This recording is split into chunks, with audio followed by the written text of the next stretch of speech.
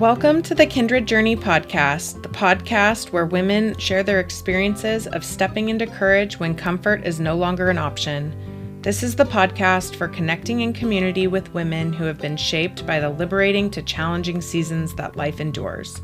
I am your host, Lesley. I am a wife, mother, daughter, sister, and friend. I too have experienced these seasons in life, and I want you to know that you are surrounded by a community of courageous, real women here for you. I can't wait to connect, so grab your favorite beverage and join me on this kindred journey.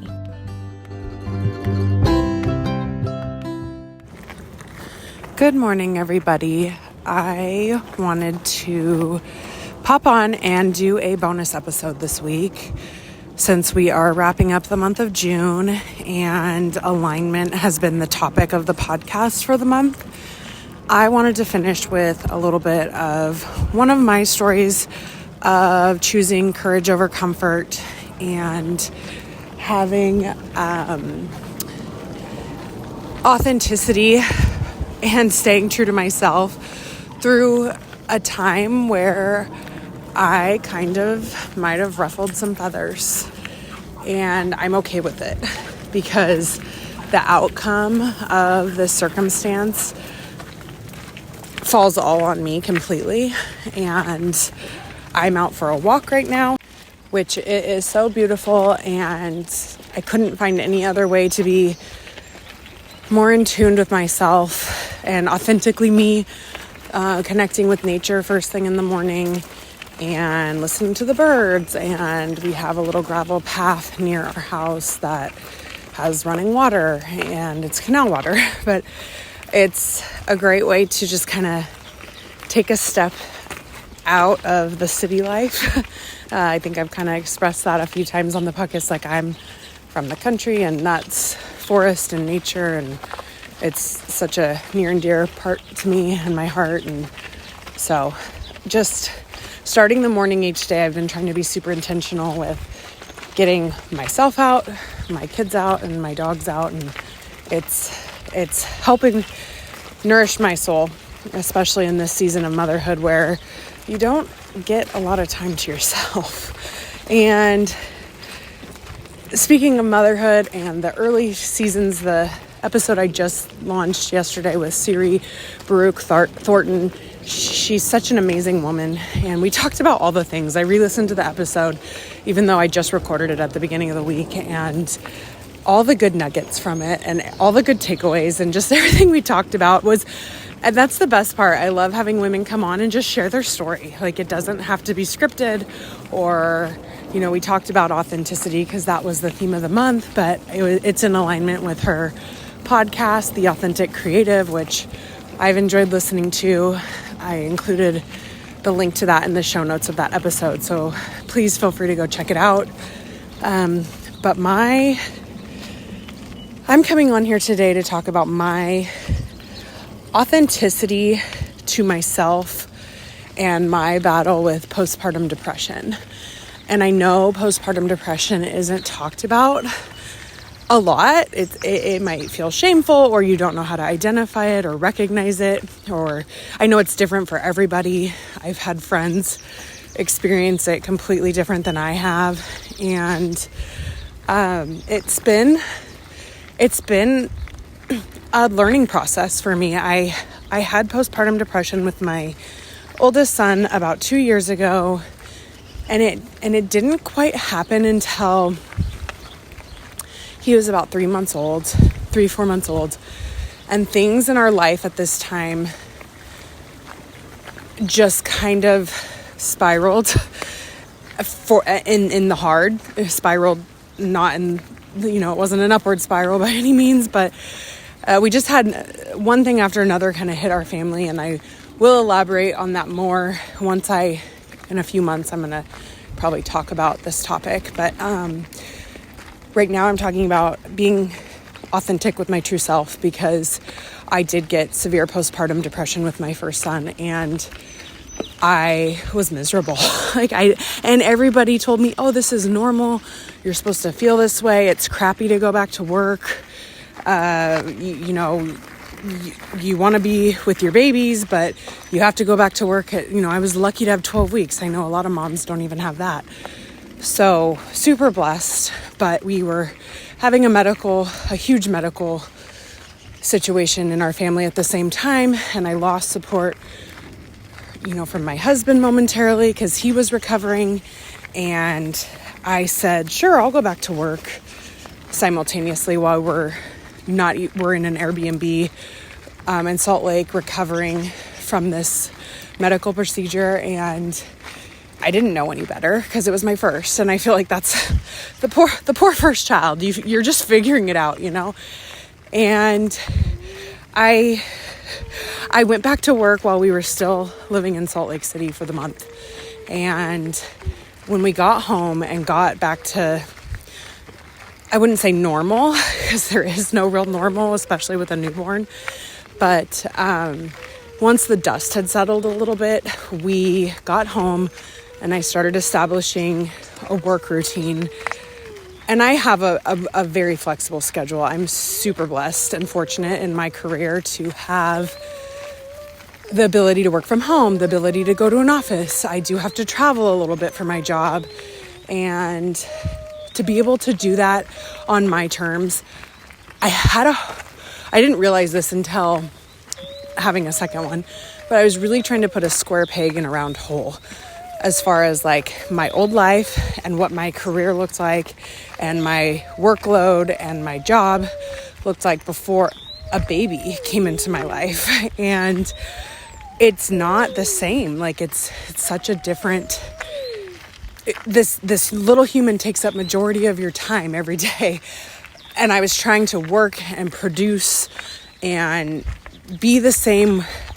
That was my identity before motherhood. Like I was a hustler and I said yes to all the jobs and I didn't say no. And I would work nights and weekends, and I would go, like the year of COVID, I appraised properties in 5 states. Like I traveled all over the Pacific Northwest and said yes and did all the jobs. And again, trying to work at that capacity as a mom, a new mom, especially when your kids are so young and they need you, it's not realistic.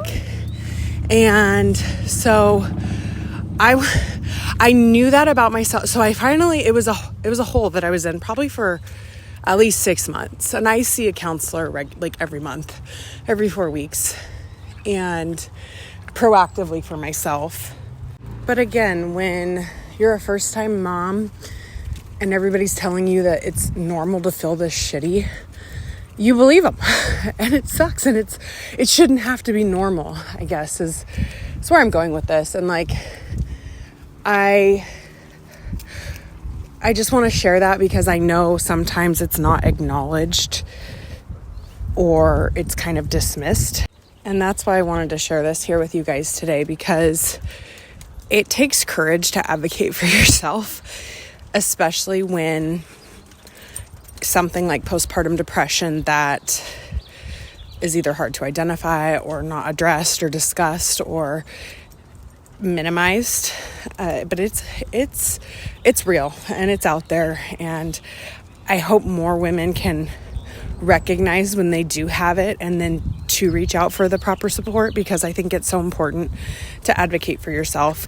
And I didn't the first time. Again, I didn't know what I was doing. Like, I'm giving that version of Lesley so much grace because I truly didn't know any better or know any different. So fast forward to about 2 years later, and my second was born in March, and here I am about ready to go back to work, and my husband leaves in the summer for his job. So I was going to become a full-time single working mom overnight, pretty much simultaneously, all at the same time with 2. And we don't have family where we live. And again, I mentioned the lack of support that I had received or lost with my first son is kind of what made me spiral into postpartum depression and life circumstances and things simultaneously happening at the same time. And so I kind of saw the writing on the wall before it had actually taken place. And so I advocated for myself. I knew my husband was leaving. And while there have been some signs, and now there are increased signs since I am living solo, mostly, or solo parenting, I should say, since my husband has been gone. So I reached out to my company, and which is a great company because they do advocate and emphasize on work-life balance for their employees. And I think that's such a wonderful thing, especially in this day and age. Like, full-time, a stay-at-home mom is a full-time job. A full-time employee is a full-time job, but to do both simultaneously and then not have that additional support in the home is pretty much a third full-time. I'm all things right now, and I'm breastfeeding, which is another full-time job. So it's like you add all these up, and there's just no way. There's not enough me left at the end of the day. And so while I had my 6-week appointment with my midwife, and we talked about the lack of support that was coming up, and then some signs that were trending towards postpartum depression with my second. And it was truly something I had to sit with and think about, because I knew people were relying on me to come back to work, and people were relying on me to get appraisal assignments done and start bidding work assignments again. And also, the fascinating thing is, like, I had a C-section, so I had to stay in bed and recover for 4 to 6 weeks, and I'm still recovering. Like, it's not just over after that. And then to assume a woman can just get back to her old self, work a 40-hour job and manage all the home things, and if you have a husband in the home or you don't, or a partner or a spouse, support person, whatever. Like, that's fantastic. But what about you? Like, I think that's really what it came down to, was what's going to happen to me when my husband leaves. I have 2 kids to take care of. I have to go back to work and work a 40-hour work week. I have a home, a yard, a half acre, groceries, all the things. And I know there's Instacart and pickup, and which have all helped make motherhood so much easier, but it still doesn't solve the problem that I still have a lack of support at the end of the day, and I am the one at the end of the day with all of the responsibility and all the burdens. Like, not that they're all burdens, but just like the weight of the world is on my shoulders at our household. And so I advocated for myself and reached out to my company about a month before I was supposed to return. I talked to my boss and I said, hey, like, this is how I'm feeling, and this is what's going on, and I'm sorry, but I'm not, because I'm advocating for myself. And I think sometimes we'll stay quiet, and we won't speak up for ourselves, and we will abide for others to make others feel less uncomfortable at the mercy of ourselves, and like truly my well-being. And now that I'm in it, like, I'm 3 weeks into this solo parenting thing, and I feel like I'm doing quite well. There have been hard days, 100%, and there will continue to be hard days. But I feel like advocating for myself has truly been the best thing I could have ever done. Because if I would have said yes, if I would have complied and said, yes, I'm coming back because I feel guilty or because I feel like I need to, I would be in full-blown, like, the deepest, darkest hole of postpartum depression right now. And I'm managing it, I think, very well, as far as, like, reaching out for support outside of the home. I'm part of this postpartum support group called the Cultivate Crew. It goes for 3 months at a time, and we meet weekly, and we're all over America. Like it's an amazing support system that I'm so glad I found, and I advocated for myself before I had my second son because I knew of my past with my first and how it just kind of took over, like it just consumed me. Like you truly feel like you're out of control and like you can't you can't change it. So, but anyways, I'm doing the support group. I go see my counselor. I get out in nature every morning. I feel like that is a huge, get the vitamin D and breathe in the fresh air. And, I ask for support in other areas. Like I get a sitter to come and help me with my kids. And, even though like I'm still like 24/7 on the clock, like for these two boys. And it's the best job. Like I wish I could stay home. I wish I could make my salary that I make and stay home with my kids, but I can't. Like it's not realistic, unfortunately, for us to do so. And so, I'm not going to regret this extra time with my kids. And it truly sounds like I wouldn't have gotten this leave from some verbiage that's been expressed to me if this Pregnancy Workers Fairness Act wasn't passed in April, which I had a doctor's note. Like I have postpartum depression. It's just very mild and I'm managing it. And I feel like last week when we had such a hard week and I did not have any support, I did not have a sitter come, I didn't have my husband, I didn't have daycare. I took my son out of daycare for the summer so we can have this time, but also he's been constantly sick and I know that's part of daycare, but so his immune system can heal a little bit. And I truly had no support. And I feel like once all that support went out the window, that's when my postpartum depression started to get a little deeper. And I noticed it. And so to be able to recognize that and to recognize what triggers my postpartum depression, it's different for everybody. So I'm glad I'm able to recognize what does trigger it and what causes it, because that can help me manage it better. And so I, again, was just so proud.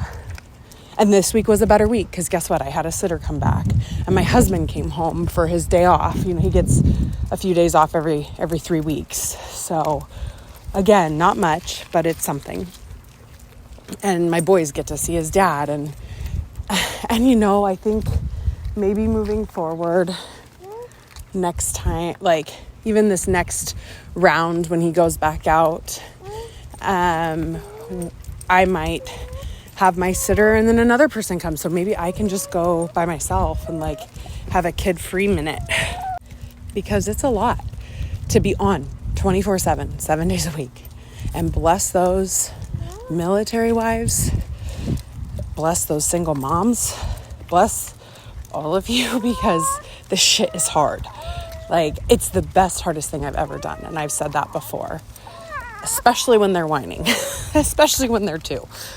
No, just kidding. I'm learning each and every day on how I can show up better as a mom and how I can show up better for myself. I think that's also something that kind of goes by the wayside when you become a mom, because, other lives are relying on you to stay alive. I mean, they're solely dependent on you, and that sucks a lot of energy too. And so I feel like I just wanted to come on and share, especially with the month of authenticity. Like I was staying true to my authentic self, knowing I needed this time so my husband, I could learn how to be a single mom first for 8 more weeks. I got 8 more weeks off per my request and my doctor's request, and which is amazing. And I'm so blessed. Like I said, I don't think I would have gotten it if it wasn't for this new act that got passed, which is frustrating. Again, like I said, postpartum depression seems to not be taken quote unquote seriously sometimes. And like, I'm going to be coming back a better employee because of this time for myself, and because of having the space that I need to learn how to be a single mom first for the summer, and then to be a single full-time working mom. And I'm starting to implement habits and things to better prepare me for that time when I do have to go back to work. And I'm still going to be single parenting for a few more months. So, I mean, it's not over there. And even when I do go back, how to manage this for myself. This, manage postpartum depression when I become a full-time working mom, but also a single mom for the summer. So again, this is our choice. Again, when we got married, and I didn't think anything of the whole fire season and being away, and it's cool because I get my single girl summer with my friends, and we get to go camping, and I get to go to happy hour, and I get to do all the things. But now that I'm a mom, I truly feel like the single mom summer, it's so much harder.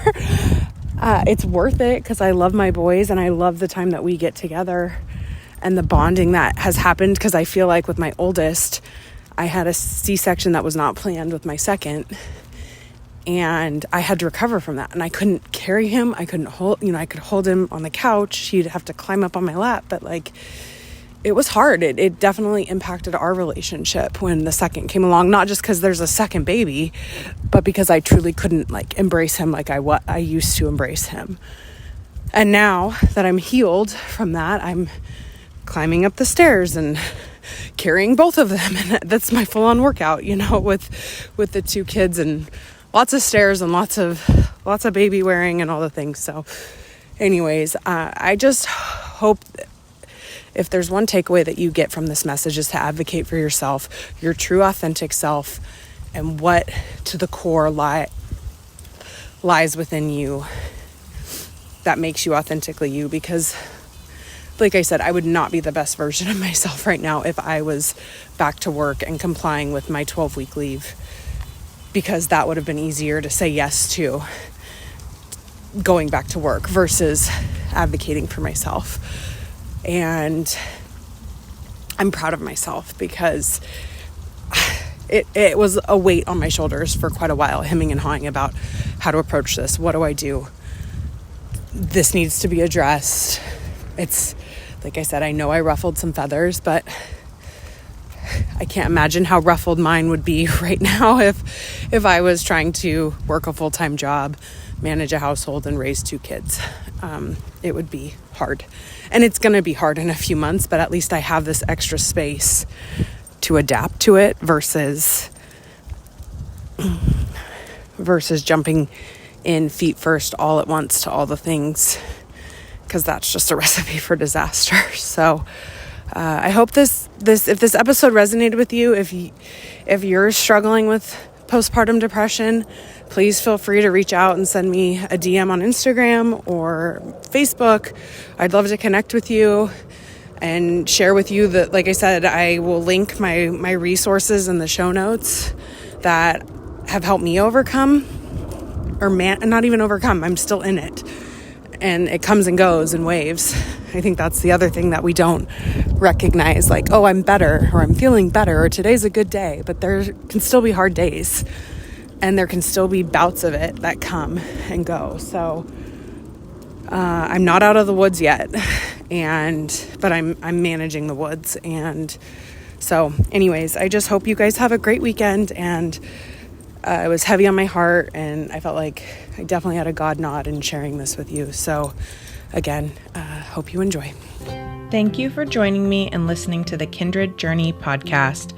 If this episode resonated with you, please consider taking the time to rate and review the podcast and share this episode with family and friends who you think might enjoy it.